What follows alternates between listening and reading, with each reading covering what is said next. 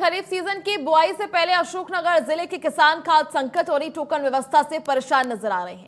किसानों का आरोप है कि राहत के लिए शुरू की गई ओ टोकन व्यवस्था अब उनके लिए आफत बन गई है। जिले के करीब 80,000 किसानों में से अब तक केवल 13,000 किसानों को ही ई टोकन मिल पाए हैं।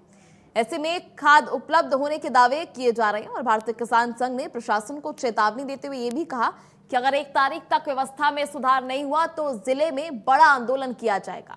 इसी को लेकर किसान संघ और प्रशासनिक अधिकारियों के बीच अहम बैठक भी हुई, जहां किसानों ने ऑनलाइन व्यवस्था पर जमकर नाराजगी जताई। किसानों का कहना है कि साइट पर खाद का स्टॉक कुछ ही देर में खत्म हो जाता है और कई किसानों को टोकन तक वही नहीं मिल पाते। वहीं कुछ किसान ने अधिकारियों पर मनमानी और धांधली के आरोप भी लगाए हैं। किसानों ने दस्तावेज पेश कर जांच की मांग की है और किसान संघ ने मांग की कि वो ई टोकन व्यवस्था को खत्म कर ऑफलाइन माध्यम से खाद्य वितरण शुरू करें। वहीं कृषि विभाग ने इसको लेकर दावा किया है कि जिले में पर्याप्त मात्रा में खाद उपलब्ध है और अतिरिक्त खाद की मांग भी शासन से की गई है। लेकिन बड़ा सवाल ये है कि जब खाद मौजूद है तो किसानों तक पहुंच क्यों नहीं पा रहा है।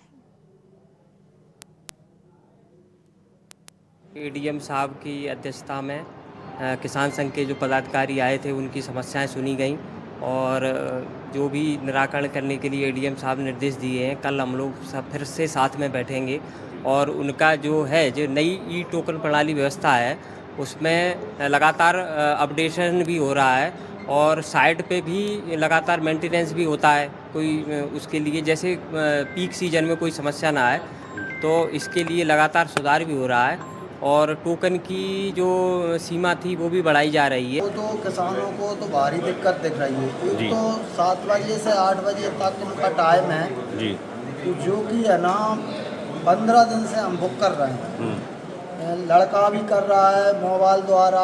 हम ऑनलाइन पे जाते हैं नई सराय 10 किलोमीटर जाते हैं, फिर दोपहर आ जाते हैं, लेकिन हमारा तो एक ही टोकन बुक नहीं हुआ। और आज है ना इनने 6:38 पे फौजी फेरी के किसान का ऐसा मतलब बहुत से किसानों का हुआ है। तो हमको तो जी लगता है कि इनकी मिलीजुली सरकार है। मतलब हमने विषय एक ही उठाया था कि खाद, और हम 27 अप्रैल में कलेक्टर साहब से भी मिली थी और कलेक्टर साहब से मैंने बात करी थी कि 1 महीना मई का आपके लिए खाद बांटने के लिए है और मई के महीना में कोई किसान नहीं रहना चाहिए, सबको खाद मिल जाना चाहिए। लेकिन आज की बैठक में स्थिति निकल के आई कि डीडीए साहब कह रहे हैं कुल 13,000 किसान को अभी तक खाद दिया है और हाँ टोकन दिया है, मतलब खाद ही मिल गया। और 80,000 किसान जिले में हैं, ये उनका कहना है। हम तो 1 लाख मान रहे हैं। अब 80,000 में से 13 कट गए, 67,000 किसान को ये 15 दिनों में कैसे खाद दे देंगे। बहुत विडम्बना है जा, और ये नहीं कर पा रहा है और डीडीए साहब तो कुछ जानते ही नहीं है। ई टोकन में बड़ी समस्या आ रही है सुबह। बिल्कुल सुबह से अब वो तो जब चाहते हैं उनके चाहते नहीं बता देते हैं। जो कंप्यूटर एमपी ऑनलाइन है तो उनसे जी मिले हुए हैं। अगर जैसे कृषि प्रधान जिले में खाद की समस्याओं को लेकर अब किसान जो है आंदोलन के मूड में आ गए हैं। भारतीय किसान संघ ने आज अधिकारियों को स्पष्ट तौर पर चेता दिया है कि अगर समय रहते किसानों को खाद नहीं मिला तो वह 1 तारीख से यहाँ आंदोलन करने बैठेंगे और इसको लेकर उन्होंने गाँव-गाँव जाना भी शुरू कर दिया है। पीएम श्री उच्चतर माध्यमिक विद्यालय बेलखाड़ू में चल रहे समर कैंप में बच्चे छुट्टियों का भरपूर आनंद ले रहे हैं। इस कैंप में शिक्षक खेल, नाटक, गीत और चित्रकला के माध्यम से बच्चों को गणित की कठिन अवधारणाएं आसानी से सिखा रहे हैं। कैंप के दौरान बच्चों ने सामूहिक पीटी, वॉलीबॉल, खो खो और कैरम, लूडो जैसे इंडोर व आउटडोर खेलों में अपनी प्रतिभा दिखाई। साथ ही विद्यार्थियों ने मेरा विद्यालय साफ विद्यालय और पर्यावरण संरक्षण पर आकर्षक पोस्टर बनाकर स्वच्छता का संदेश दिया। प्रभारी प्राचार्य BRS परस्ते ने कहा कि यह समर कैंप बच्चों के सर्वांगीण विकास, आत्मविश्वास और अनुशासन को बढ़ाने में बेहद मददगार साबित हो रहा है। इस मौके पर स्कूल के सभी शिक्षक और छात्र छात्राएं उत्साहपूर्वक मौजूद रहे। हमारे एकीकृत शासकीय उच्चतर माध्यमिक विद्यालय बेलखाड़ू में समर कैंप का आयोजन किया जा रहा है, जिसमें विविध प्रकार की ड्राइंग, पेंटिंग, गायन और गेम्स आयोजित किए जा रहे हैं, जिसमें हमारे छात्र छात्रा बढ़ चढ़कर हिस्सा ले रहे हैं और हमारे शिक्षक साथी इसमें बहुत सहयोग दे रहे हैं अपना। गौ माता को राष्ट्र माता का दर्जा दिलाने के लिए अब आंदोलन तेज होने लगा है। राजधानी भोपाल में आज शिवसेना ने इसके लिए एक अनोखा प्रदर्शन किया। ये तस्वीरें भोपाल के शीतल दास की बगिया की है, जहां सुबह सुबह शिवसेना के दर्जनों कार्यकर्ता भगवा कपड़ों और पार्टी के झंडों के साथ पहुंचे। अपनी मांग को सरकार तक पहुंचाने के लिए कार्यकर्ता बड़े तालाब के पानी में उतर गए और जल सत्याग्रह शुरू कर दिया। कार्यकर्ताओं का कहना है कि गाय को राष्ट्रीय दर्जा देना सिर्फ धार्मिक नहीं बल्कि सांस्कृतिक सुरक्षा के लिए जरूरी है। प्रदर्शन को देखते हुए मौके पर पुलिस बल तैनात रहा और सुरक्षा के बीच यह प्रदर्शन शांतिपूर्ण तरीके से संपन्न हुआ। प्रदेश में एक आदेश जब मुख्यमंत्री जी ने अपना पद ग्रहण किया था तब एक आदेश जारी किया था। उस आदेश में ये पारित हुआ था कि जितनी भी गौ माता के लिए गोचर भूमि है जो अतिक्रमण में है उसको अतिक्रमण मुक्त करें। सभी कलेक्टरों को ऐसा आदेश गया था, लेकिन उसका पालन नहीं हुआ। शिवसेना इस मुद्दे को लेकर के गोचर भूमि पर जो अतिक्रमण है उसे मुक्त होना चाहिए, इसलिए हमारे क्रांतिकारी राज्य प्रमुख श्री सुनील जी शर्मा जी के तत्वाधान में पूरी मध्य प्रदेश की शिवसैनिक लोग जल सत्याग्रह कर रहे हैं और अभी अधिक से अधिक संख्या में और पधार रहे हैं। मुख्यमंत्री जी द्वारा जिस तरीके से पहले वादा किया गया था कि गोचर जो भूमि है उसको अतिक्रमण मुक्त किया जाएगा, लेकिन वो नहीं किया जा रहा।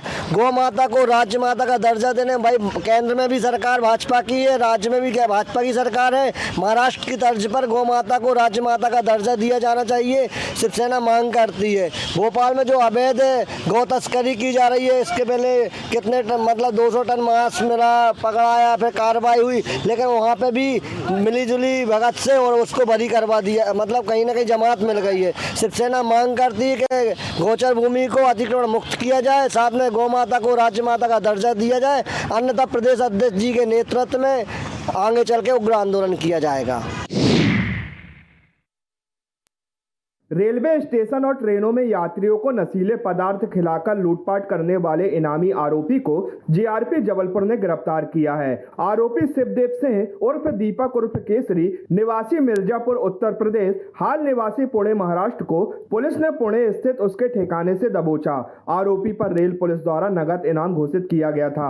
जीआरपी के अनुसार सितंबर 2025 में दमोह निवासी जितेंद्र साहू अपने परिवार के साथ यात्रा कर रहे थे। इसी दौरान आरोपी ने उनसे दोस्ती कर चने में नशीला पदार्थ मिलाकर खिला दिया, जिससे फरियादी और उनका जीजा बेहोश हो गए।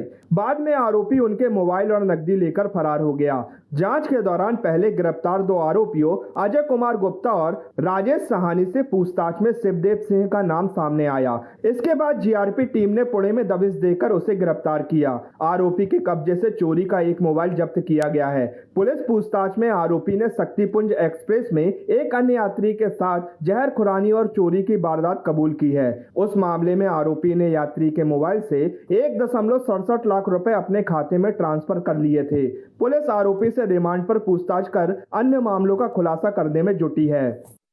मामले का जो मुख्य आरोपी शिवदेव सिंह था, इसके लिए टीम पूना रवाना हुई थी, जो इसको दस्तयाब कर लाया गया एवं मामले में कार्रवाई की गई है। आरोपी शिवदेव सिंह पिता वासुदेव सिंह, जो ग्राम कुलना, थाना अदलाहट, मिर्जापुर का रहने वाला है, इसे पूछताछ में जानकारी मिली कि इसने करीब 7-8 महीने में 20 से 25 मोबाइल ट्रेनों में यात्रा के दौरान कटनी, जबलपुर, सिंगरौली एवं अन्य क्षेत्रों में चोरी किए हैं एवं 10 से 15 और मामलों में इसी प्रकार से ठंडा मिरिंडा या खाने के पदार्थों में